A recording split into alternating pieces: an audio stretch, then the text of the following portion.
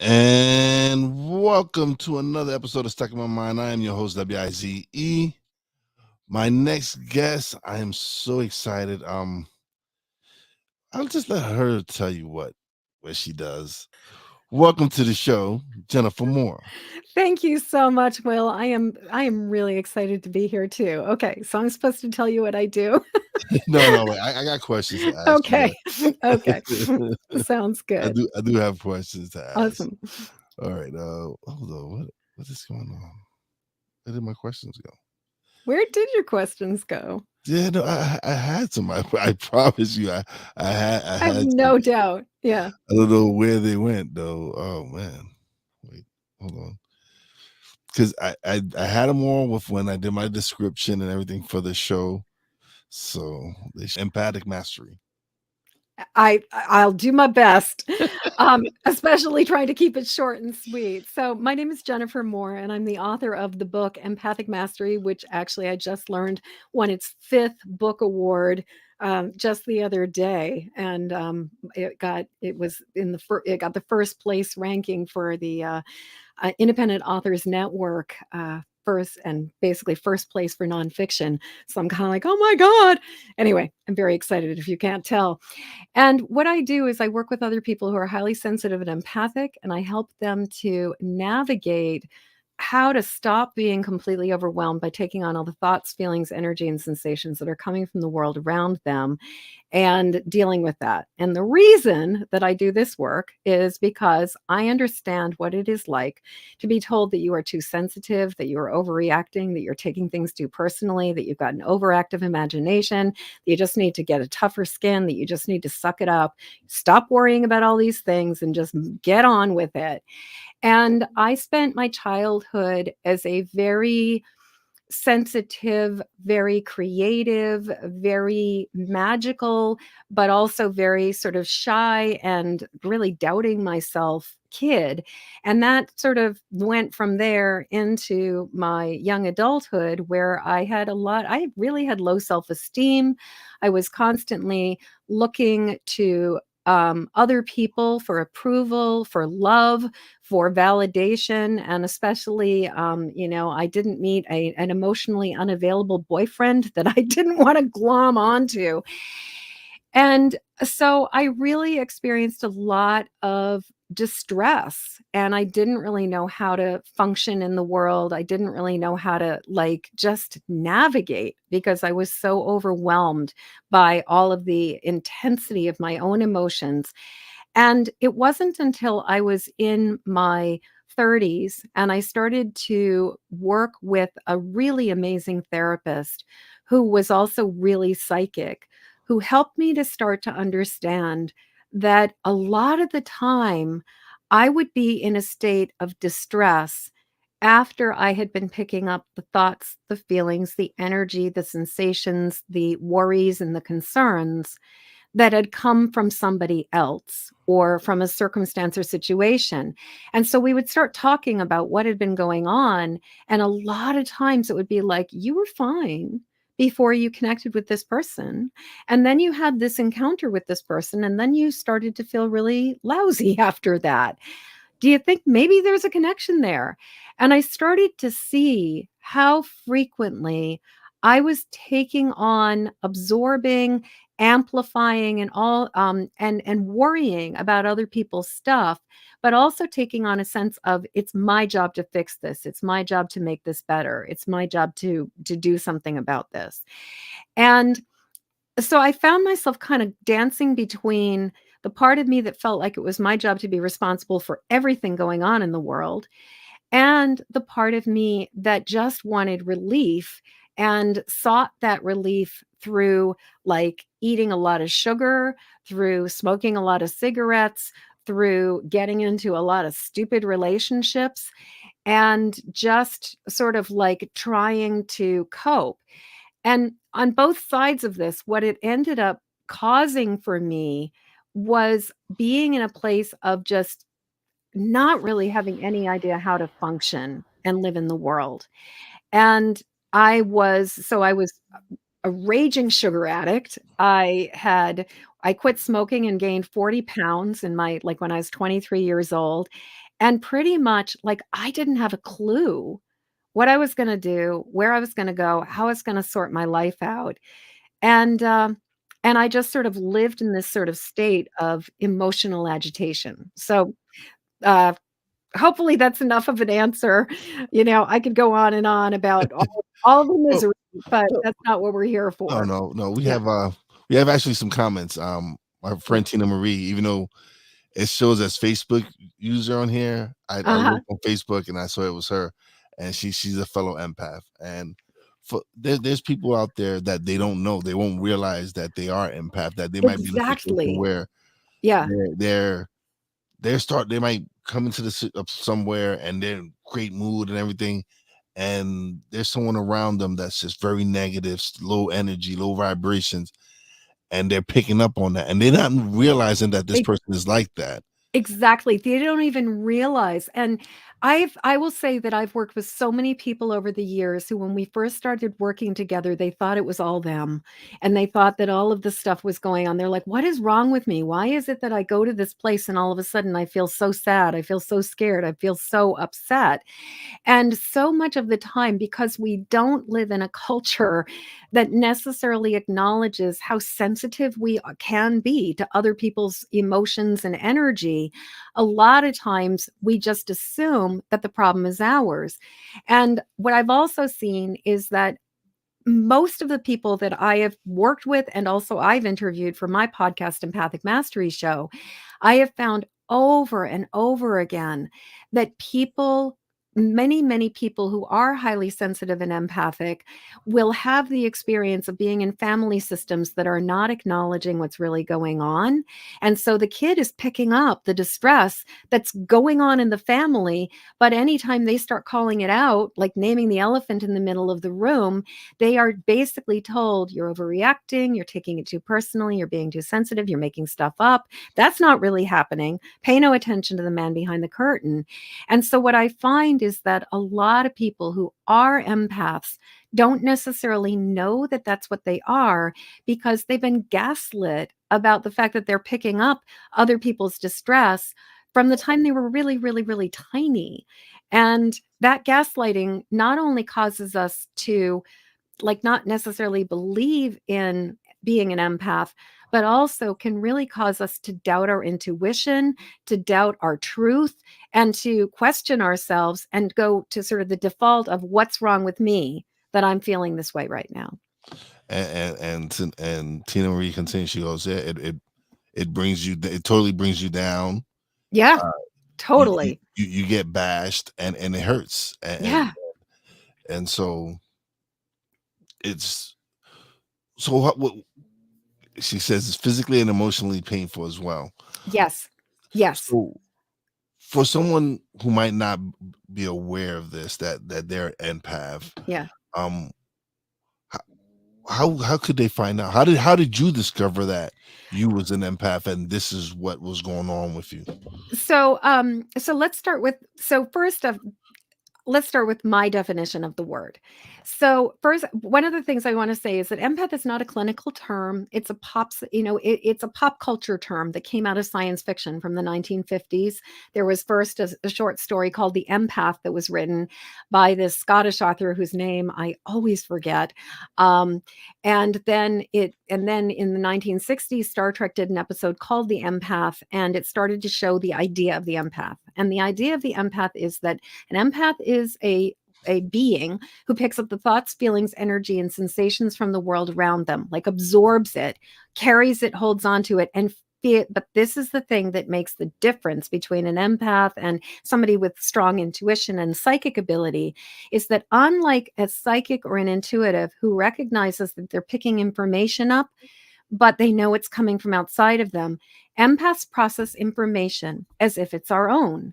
And so, for example, if you were somebody who was really sensitive and intuitive, you could walk into a house where maybe something really difficult had happened, and they would be like, "Oh my God, this space feels so sad. I feel so much grief. I feel so much anger. I feel so much fear. Like, I understand, I'm picking up this." But they know they're picking it up from the space. Whereas the empath walks into a space and immediately goes, why do I suddenly feel so sad? Why am I so scared? Why am I so angry? And the thing is, because for many of us, we grew up in environments where people didn't necessarily want to own their feelings and didn't want to claim or take responsibility for stuff, we would often own things that aren't ours. But what makes it really hard is that as an empath, if you are picking up the stuff in the world, but you're feeling it as if it is your own, it can be really hard to recognize that that's actually what's going on and that you are sensitive, that you are an empath. And so, how did I figure this out was twofold. One, that therapist that I mentioned who started to help me understand, like, this isn't yours, this is about somebody else.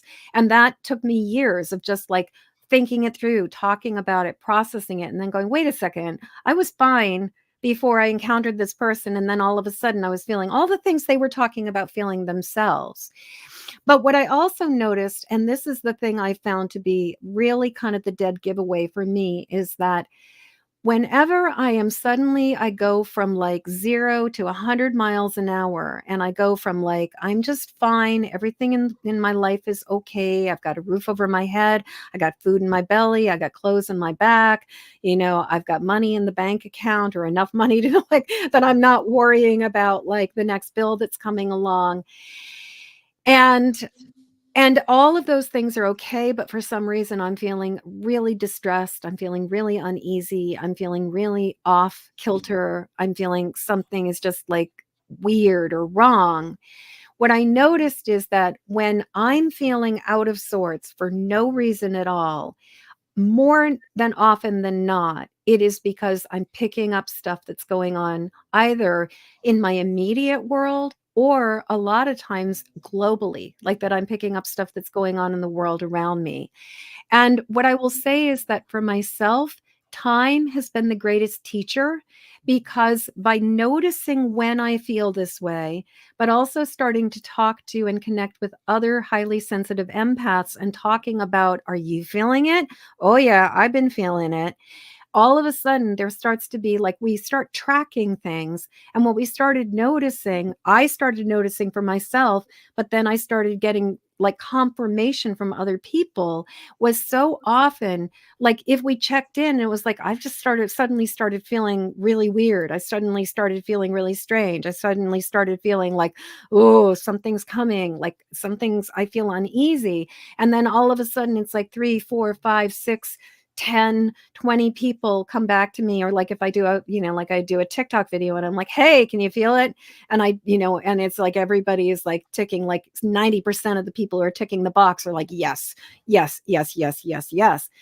And an example of this would be like shortly before, about 2 weeks before Israel and Palestine just blew up and Hamas attacked Israel, I was talking with a bunch of sensitive people, and we were all talking about how it felt like something was coming.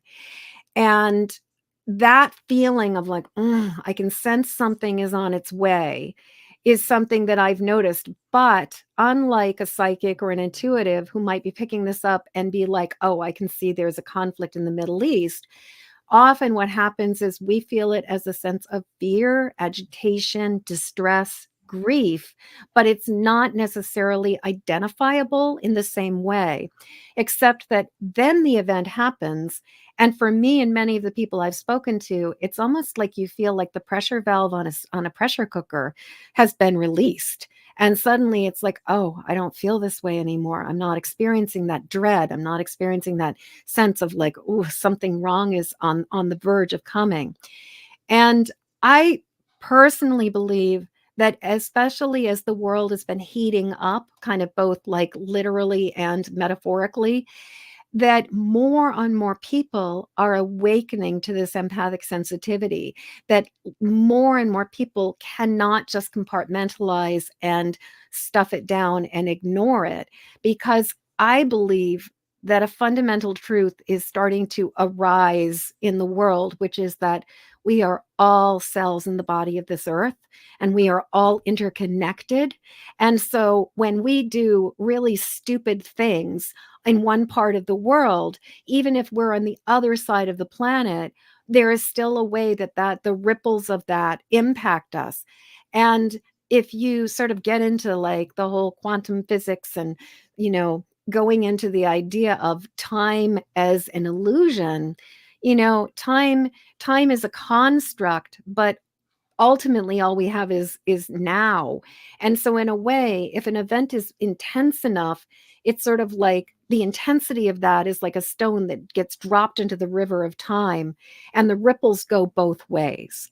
So, and what I've noticed for many of us who are sensitive, even if we don't necessarily first identify or get it, is like there will be this ability to anticipate and feel things before they're coming. Now, this is not true for every single person who's an empath, but I've noticed this to be fairly consistent. Okay. Yeah. Yeah. So Tina actually says, "Thank you for spreading the wisdom so that others may realize they are not so different. Nothing is Yeah. wrong with us. It's only right."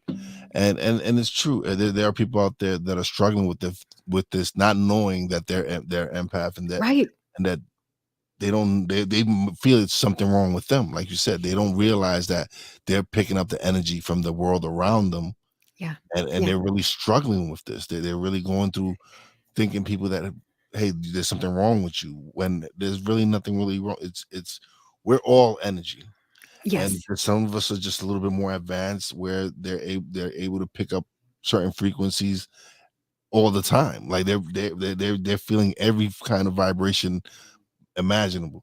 So you have people out there struggling with this, not realizing that it's not you, it's the conflict and the energy around you that's causing this inside of you. Right. How can how does it how does someone try to get that answer to help them realize that, hey, it's not really me, it's not. Yeah. Well, I mean, so I've got a few strategies here, and I mean, I wrote a 380-page book about this because it's not exactly like there's so Right. many different pieces to it.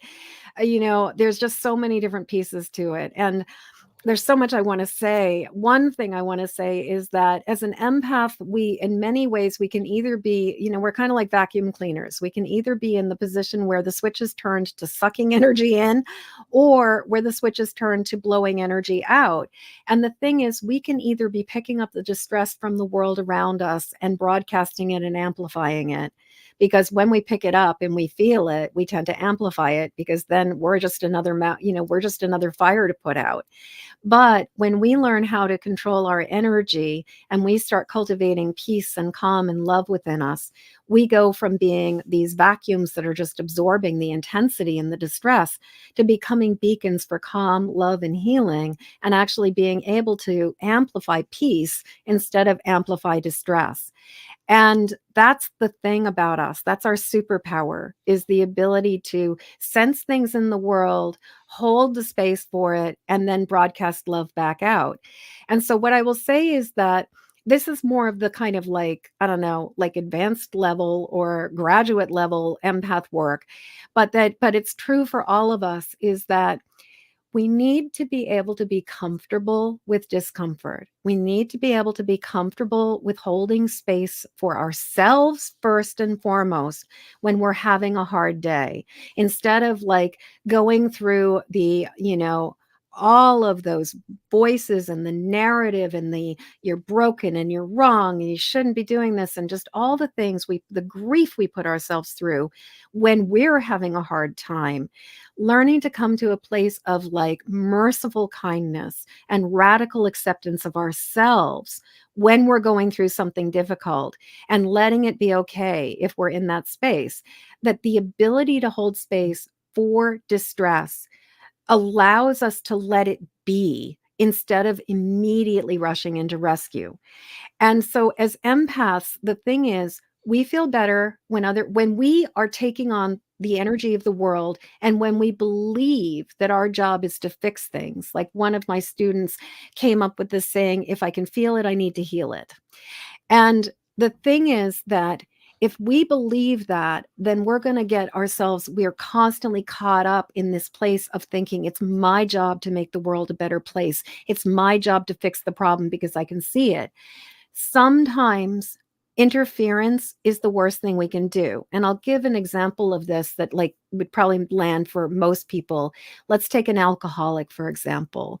No amount of effort on the part of the person in the relationship with the alcoholic is going to make them stop drinking. The only thing that is going to make a drunk stop drinking is when they realize that it's not working for them, they feel the consequences of their behavior, and they make the decision to do something different. And in a lot of ways, this is true for so many things.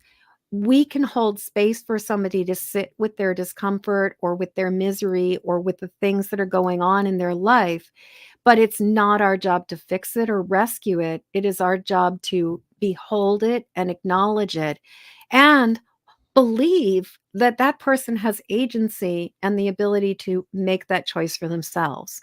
And this is like big work because it really is about trusting that the universe is unfolding as it needs to, and that it's not necessarily my job or your job to go meddling in everything to try to fix problems because we can see the problem and think, well, that person hasn't figured it out yet, so it's my job to interfere, basically.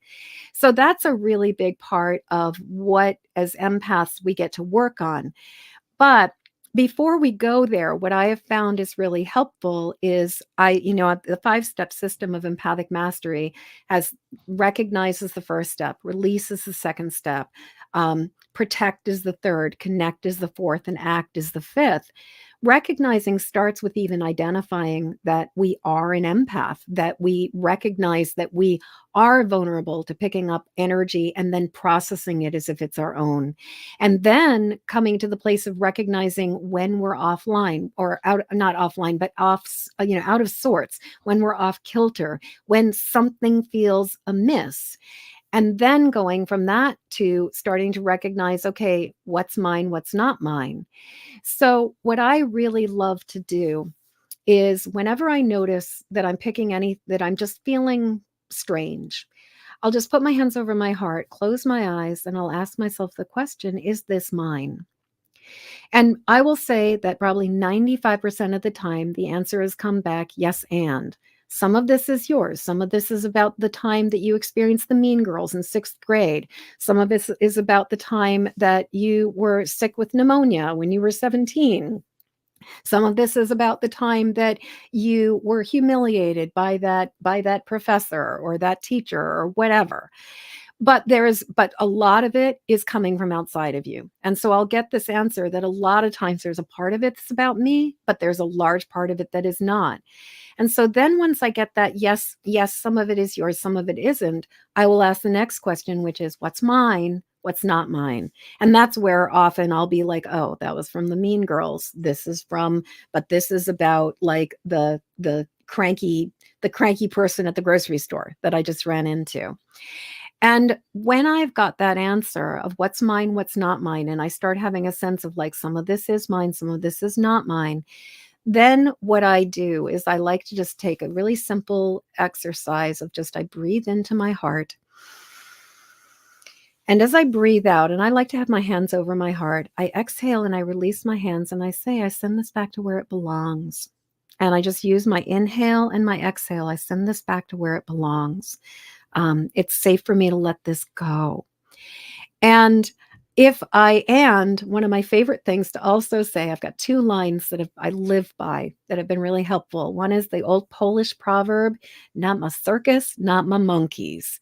And just, a lot of times I really have to remind myself of that, like not my circus, not my monkeys.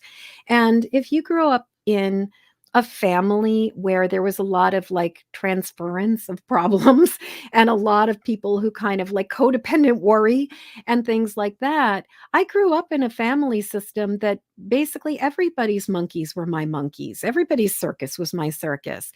And I really, like I was taught, like, if you can, as a student, my student was saying, if I can feel it, I need to heal it.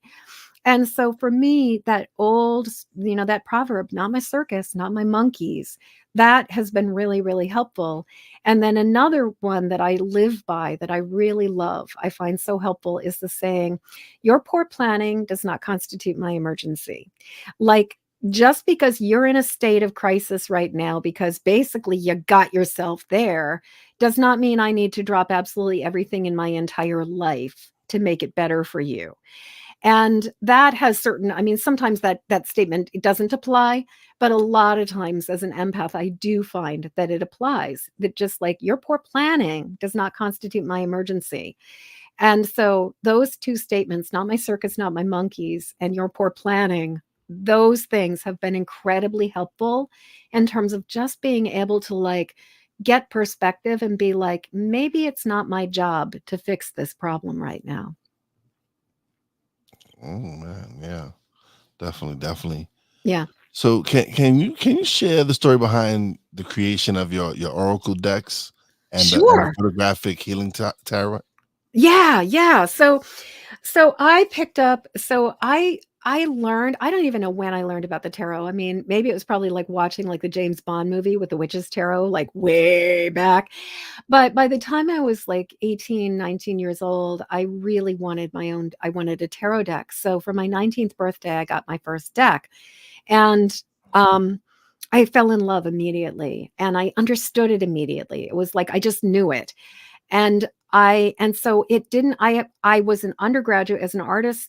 I've been an artist my entire life. As an undergraduate, I went to art school.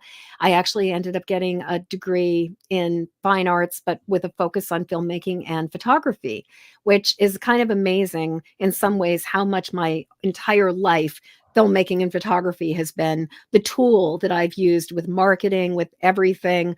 I mean, it's just been kind of incredible how much it kind of has, even though it's not necessarily how I've made my living, it Yeah. is has been a skill that I've used my entire life. So I got out of, I got out of art school and I found that I was like not ready for prime time when it came to being an artist and making money. I had way too many self-esteem issues. I had way too many limiting beliefs about artists starve in garrets and you can't make a living as an artist and all of this other stuff. And so I started reading tarot cards for money. I started working as a psychic. And what started to happen was where I first started doing the work, it was all about like, predictive readings. There's this tarotist that I've known for many years named Thalassa, who used to say, you're going to meet a tall, dark cesspool and fall in. And which I really love because what happened for me was when I first started reading, it was like, you're going to meet this person and you're going to fall in love and you're going to have this many kids and yada, yada, yada. But over time, I started to get really curious about what is it about the patterns that you keep getting yourself into? Why do you keep on finding yourself being attracted to the same person over and over and over again? Why do you keep on falling into that cesspool? And as I started doing that, I started looking at the tarot as an oracle for learning and for our life lessons, and at each card as a healing process for every single one of us. And as I started working with this and understanding the tarot in this broader way, and much more in a way of like your soul's evolution, as opposed to thinking about it as just predictive, I started to envision and think about like, what would it be like to create my own deck? And so I actually, right around the time that I started thinking about this, I had created a series of masks and I had shown them at this Halloween party called the Pumpkin Ladies Ball that happened in Massachusetts for a number of years down in the Boston area. And And these people, these dancers came up to me at this event and they were like, "Oh my god, your masks are amazing. We're about to do this dance performance piece called The Fool's Fable. It's all about tarot. And we think you would like we'd love for you to make all the masks for the show." And I was like, "Okay." And that was what started me, was I made masks for this dance performance that led you through all of the 22 major arcana cards. And that was what sort of started me, and then I was like, "I have to make a deck." And so I did this photographic tarot deck where I made masks for every single tarot card, and I enlisted all my friends and some people and all my acquaintances. And then for the next, like, from I trying to think of the math here, but was like somewhere in the vicinity of like from like 1989 until like 1994, I just kept shooting images and creating masks and creating this deck. And eventually I had all 78 cards completed. And so, but I wanted to make, like, I just felt this burning desire to create a tarot deck.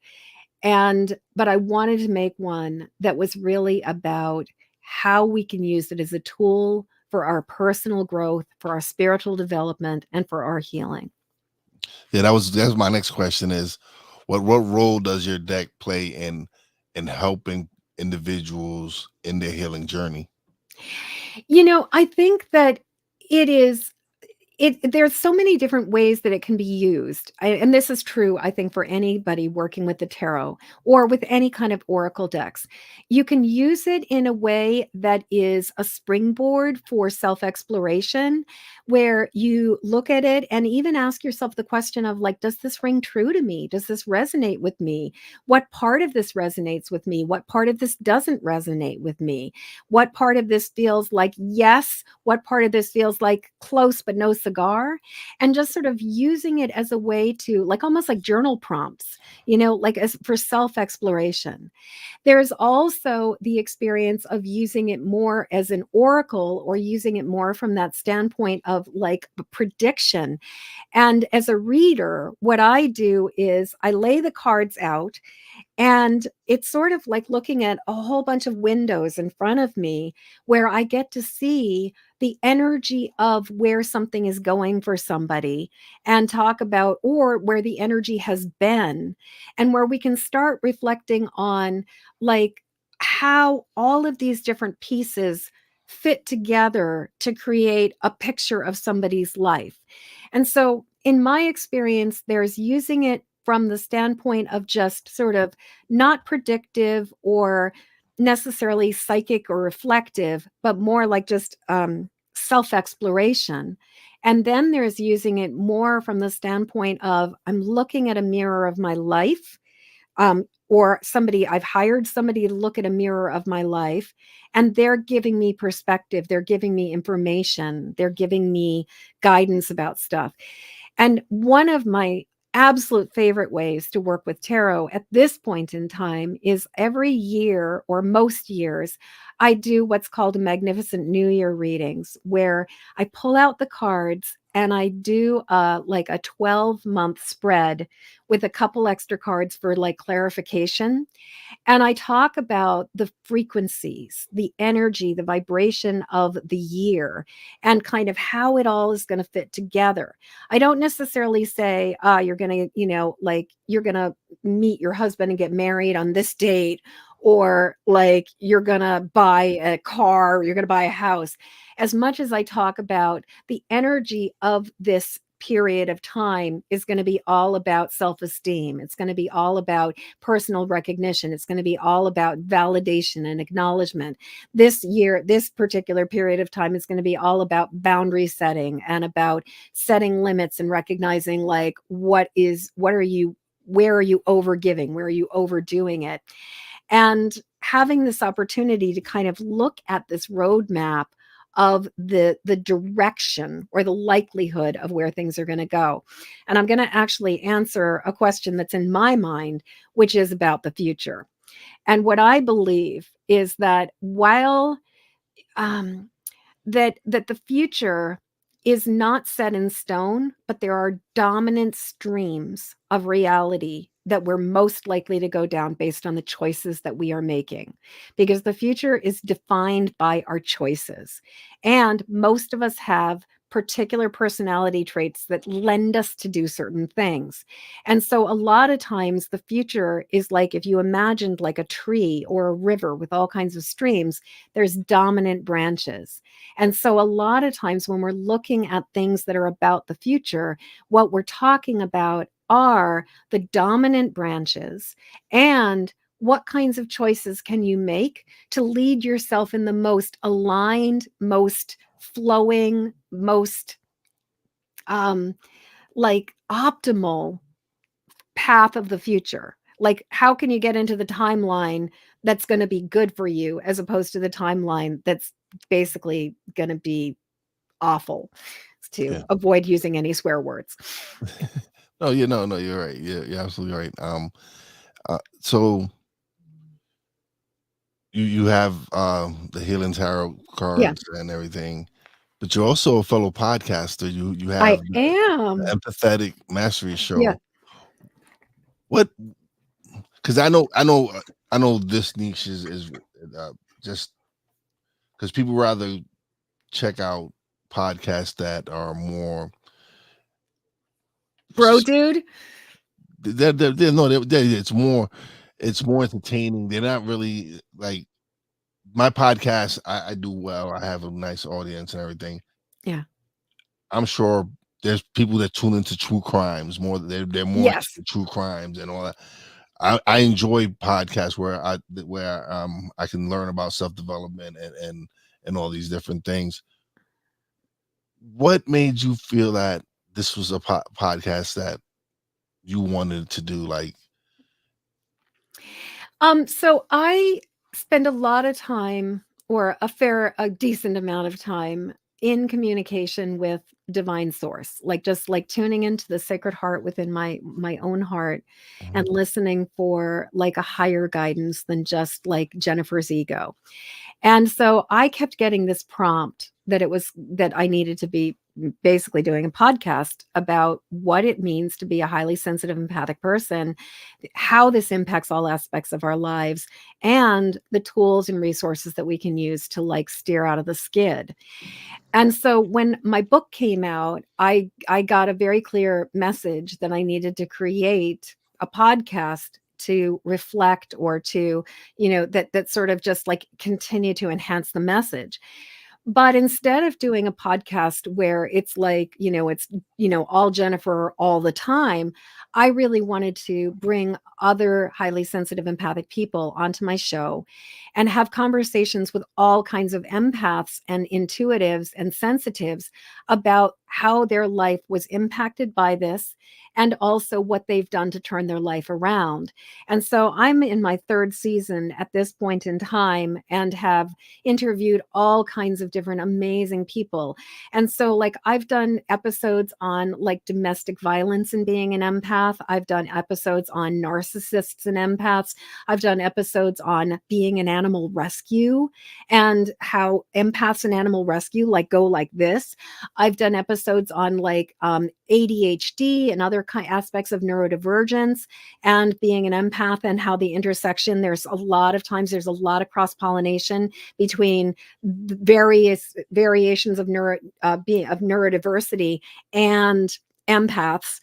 Um, I've done episodes on near death experiences. I've done episodes on people who had their relationship with their loved one when they died suddenly just completely turned into a whole new relationship. You name it, I've done an episode on it. And I wanted to do this because one, as Tina Marie, I believe it is Tina Marie, right? yeah, Was yes, saying earlier, I'm not alone. I think that one of the things that happens for so many of us, because most of us were the designated feeler, like we were the canary in the coal mine within the family system. And most of us grew up in environments where we were told that there was something wrong with us and that we were just weird and that we were picking stuff up that wasn't even real. And that basically, like, you're just weird, go off in the corner. And so many of us feel isolated. Many of us feel like, it's all in our head. There's something wrong with us.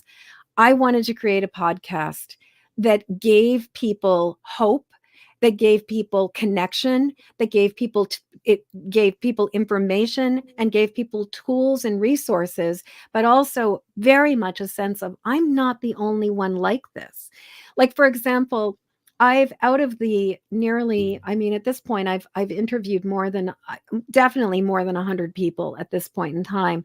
Some of them are still in the can, getting ready to air, but I've interviewed a lot of people over the years now, and one of the things that I will tell you is that about 95, maybe 97% of the people I've interviewed were told that they were too sensitive, that they were overreacting, and they were making stuff up, and it wasn't real when they were kids.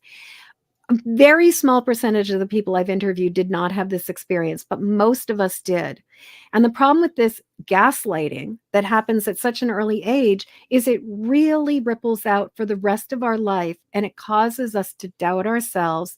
And it also really causes us to pretty much like deny our purpose and put down our calling because we never got any validation or support or acknowledgement of it.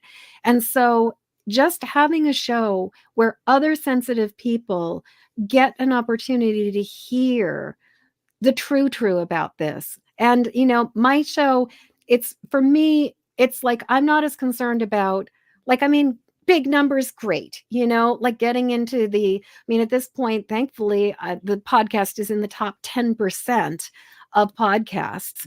But like, I mean, I have friends who are like in the top 0.05% of Yeah, podcasts, which is really, I'm like, go you. amazing. Yes. But for me, what it really comes down to is I want the people who need the like I'm doing this and I share these episodes because I want people who are struggling with taking on the thoughts, feelings, energy, and sensations from the world around them to know that they're not alone and that there's another way of doing this, that there's a better way of doing this, that we don't have to spend the rest of our life just like with like the emotional kryptonite of other people's misery being around us. Yeah. So you know why this episode was successful? Tina Marie, just the fact that she got to leave those comments and share Exactly. what she was going through and what she was feeling. This is her episode. This was an episode she needed to catch, and so for me, that's its success is when I can impact one person's life. When one person Exactly. who's watching the show, like Tina Marie it was, and could relate with what we're talking about. Right. Well, and we are in such, like the thing I've noticed in the world of transformational entrepreneurs and spiritual development and healing is that it has really gotten co opted by the hustle culture. And it's really gotten co-opted by like the whole sort of capitalist 10x everything, grow, bigger, bigger, bigger. And so it's like sometimes I see so many people struggle about their message because they have this false idea that the success of the message is directly connected to the number of likes and follows that you have. And the thing is that I'd much rather know that my message saved one life than that my message reached a whole bunch of people who just kind of were like, yeah, whatever. Like, what matters more? Giving one person hope who needs it, or 10 people hope who need it, or 100 people hope who need it, or like somehow being like, like rocking it, but not really necessarily making any true impact in the world. And And ideally, we get both, but yeah, no, yeah, it's like what you say when you throw the stone in the rock and you get the ripple effects, the ripple, right? Yes. exactly, So exactly. it's when you throw the stone and you hit that one person and you impact that one person, you don't know how many people that person is going to impact. So Exactly. it's a ripple effect. So the fact that I had a episode where it was I had interviewed this person prior on my when I was strictly audio. So I brought her back on and we recorded the episode, and I hadn't for some reason, I don't know why, I hadn't released it. So I Mm, just released it recently within the past couple of months, and she was struggling with something, and I didn't know she was going on. But when I posted the episode and the description I put about her and all the wonderful words I said about her, she sent me a message and she was like, "Is this the episode we recorded last year?" I was like, "Yeah, my apologies. For some reason, it got lost in my episodes. But when I saw it, I was like, let me release this." Something inside just said, "Release this episode." Like yep. when I seen, I was like, "Frederica," I was like, "I didn't release this episode." So I looked back and I'm like, "Oh, I didn't." And I was like, "You know what? I gotta release it." And I released it and I put the description and I picked one of her. I didn't know it was one of her favorite photos, but it was something that I was like, "This is it. This is the picture I got to use for the thumbnail and everything." And I posted it, shared it with her, tagged her in it. She messaged me and she was like, she's like, "You don't understand. I haven't been feeling the way you described me in that Mm, episode." And it really truly became her episode. Like her episode impacted her. Like we recorded to help impact other people, but that episode helped impact her because didn't know she was going through how she was feeling. Like she didn't feel any of the things that I put in the description, but to hear me put those words out there and remind her that this is who she was. It wasn't her in the funk and all that. This is the person who I saw. yeah. And so it was like, she was like, "Thank you." And And that's something, what you're saying right now is something that we have the power to do for each other is we can mirror each other's beauty. And that's something about an empath. We can pick up on all the misery, but we can also mirror each other's beauty. We can hold that up. And so often, like you said, it's like it goes both ways. It's not just the audience that might get something from it, but it's also us who are the podcasters who can really get something. And there's something about the power of being heard, the power of being seen that comes back to us. I have a friend who just released her third book, and it's been really interesting because it's like she felt the energy of people reading the book coming back to her. And there's something about that, like it doesn't just go one way, it goes both ways. So I love what you're talking, and I love how you were saying that, like, timing wise, you just instinctively, intuitively, you just knew now's the time to be releasing this, and yeah. that's exactly when she needed it. Mhm. Yeah. Yeah, and it was like I said, I didn't know, like, when I seen it and I'm like, I hadn't released and it was like it drew my attention. Like, instantly when I was like, "Alright, Yeah. it was time to release the next episode," and I'm going through my catalog because I have, like you, I have, quite a few in the can that I Yeah. haven't used yet, and so it just drew me to it because because I had because the funny crazy thing was I had just transitioned to going live, doing Yeah. live. Like, we're live now. Yeah. And so, but I I couldn't do an episode that day. So I used our that recording it, and I uploaded it and I set it up and everything. And it was just something inside of me telling me that this needed to go out. This at this Mhm. particular Mhm. time, this had to go. Yeah. And that's exactly what I did. Yeah. And just the reaction that I got from her really,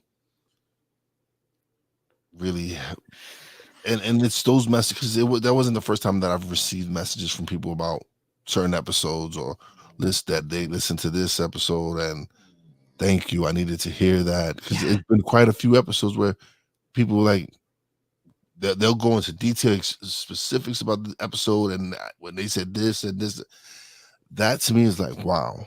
Yeah. Yeah. And that's why we do it. I've got a story to share, if we've got You got time time. for it. You got Yeah. time. If you got time, I've got I time. got time. I got Okay. time. So, you're talking about like what I was thinking as we were speaking is about how sometimes you have absolutely no idea what impact you've made in somebody's life. Like you have no idea if the message landed. And many, many years ago, when I was still like I had my shingle up and I was mostly doing work as a tarot reader, this young woman came to me and I laid out the cards, and it was really clear that she had a serious drug problem and she was addicted to narcotics, and that she was kind of going down the path. And it's like she was kind of like borderlining on she was almost a junkie, but not quite yet, like, but she was going to become a junkie. And I looked at the cards and I was like, I could just see it so clearly that she had a choice, that she could choose recovery and choose to dig herself, like to dig out of the hole she was getting into, or she was going to die. And I was really blunt with her. I was just like, it's completely your choice. But if you do this, you'll live and you have all this amazing power and you have all these amazing things to offer to the world and all of this good stuff. But if you do this, you're not going to live much more than 3 years from now. Like you're going to kill yourself. And she left the studio, she left the reading. I had no freaking idea whether she was going to listen to me, whether she was going to take anything that I had to say seriously, or if she was just going to be like, F that B, I'm not even like, whatever, like, where's my next fix? Yeah. I had no idea. It wasn't until probably almost like 20 years later, maybe somewhere between 15 and 20 years later, she walked into my studio because I worked as a tattooer, doing it as a healing art for 20 years. She walked into my tattoo studio and she came up to me and came to me and she said, "You read for me 20 years ago and you changed, and that reading changed my life.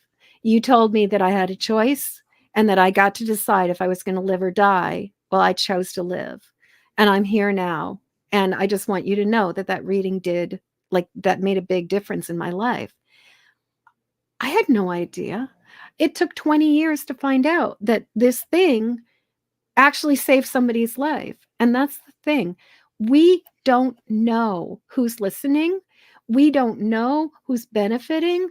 We don't know who's getting that message. And when you start thinking about the fact that our podcasts sit on servers and like live in perpetuity for years and years and years, it's like this is a message. Like it's entirely possible that, I mean, you and I are recording this on Tuesday, November 28th, 2023, but it's entirely possible that, on May 5th of like 2031, somebody's going to be listening to this podcast interview and they're going to be, oh my God, it's May 5th, 2031, and I'm listening to this. But it's they hear the thing they need to hear, you know? Yeah. Yeah, Yeah, definitely. There's sometimes um it's just sometimes where a message will arrive to you when you truly do need to hear it. exactly. And And so often too, you can hear the same message over and over and over again, but it's not Mhm. gonna land until you're ready to hear it. I mean, Yeah. I can't count the number of times I've been told the same thing, but it takes a certain level of maturity and a certain amount of work on my own part to be Mhm. able to really integrate it and understand it. Yeah, Yeah, definitely. yeah. Oh man, this has been a wonderful conversation. The chats have actually we've been lighting up with comments. So oh, this has been great. But now you get the solo screen, you get to plug away, let them know where they can get the book, your website, everything.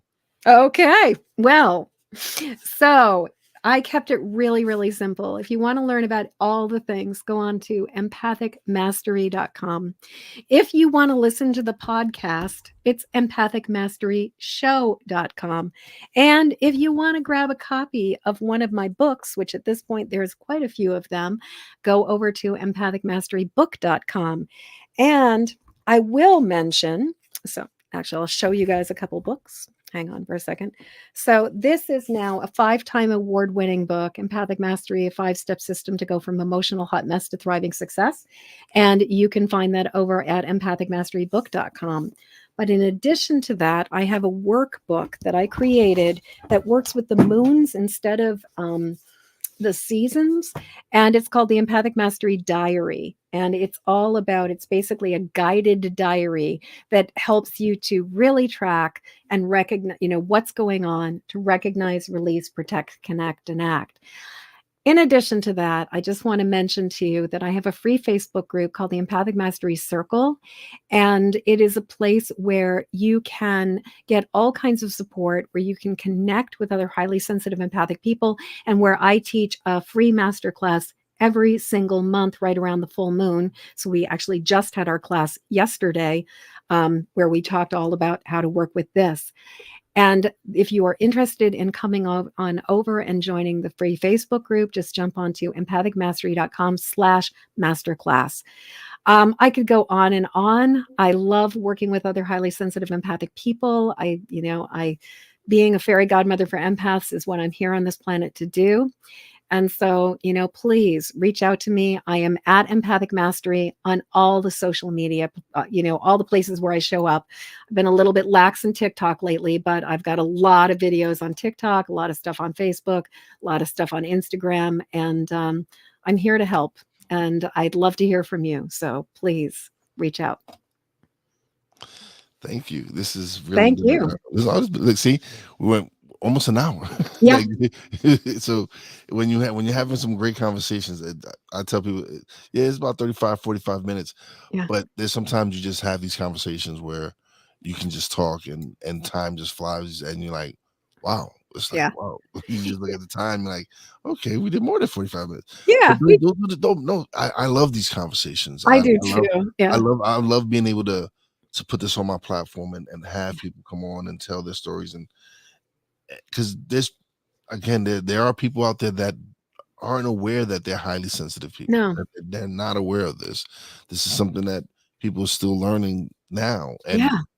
And so if I'm able to help one person realize it, or whatever, any of the episodes that I do is me wanting to learn myself, because I've had other highly sensitive people on as well. Yeah. And I love those conversations. Yeah. So for me, it's always me wanting to learn, and at the same time, I'm sharing it with my audience. They get to learn. They get to see some amazing speakers, and I'm blessed to be able to do this. Mm-hmm. I made like I wasn't in media. I wasn't a radio host, any of that. I just jumped into this head first, learned how to do the stuff that I'm doing, how to edit, how to create RSS. I've learned so much in the 3.5 years, almost 4 years of doing this. Yeah. Yeah. And it's because I've wanted to grow and learn. Yeah. Yeah. And so it's been great. I love it. I just love it. And one of the benefits I personally have gotten from it is that I've gotten so much more clear about all of this by being able to have conversations with other people about it. But being on both sides of the microphone, I just adore it. And I will say, as soon as I saw you through Podmatch, and like, they were like, "Hey, check out this show. You might be a guest on this one." I just knew, like, when I listened to you and I checked out your other stuff, I was like, "We're gonna have a blast." And I was like, "We're gonna have fun." So Yeah, I'm well, very glad that I got to be here and to be with you today. I'm happy. It's what I always like. After every show, I'm always wired and charged because Yeah. of the energy. Yeah. And when I tell people, they're like, "What?" I'm like, "Yeah, it's like I'm high off of this show Yeah. Yeah. because I'm like sparkling right yeah, now. yeah, I like Yeah. just because of the great energy and just being able to, again, being able to absorb great vibes and great energy, and then transmitting that out to the audience and to everyone who eventually, when people are going to listen to it as well. I love it. I Right on. Yeah. continue. I'm looking forward to all the great conversations that I'm going to have, and all the great content that we're going to continue to put out there. So definitely. But so thank you so much. Oh, thank you so much. This has been a delight. But don't leave just yet. Let me close out the show. We chat a little bit off the air. Yeah. But thank you so much again. This has been wonderful. Thank you. All right. All right. All right. All right. Thanks to everybody in the chat who tuned in or buying me. Tina Marie. What's up, Veronica? I appreciate you showing your love. This is why I do the podcast, is just to have these wonderful conversations. Hopefully you guys enjoyed it. Hopefully everyone had a great holidays. It's been an amazing year. Looking forward to 2024. It's going to be very exciting.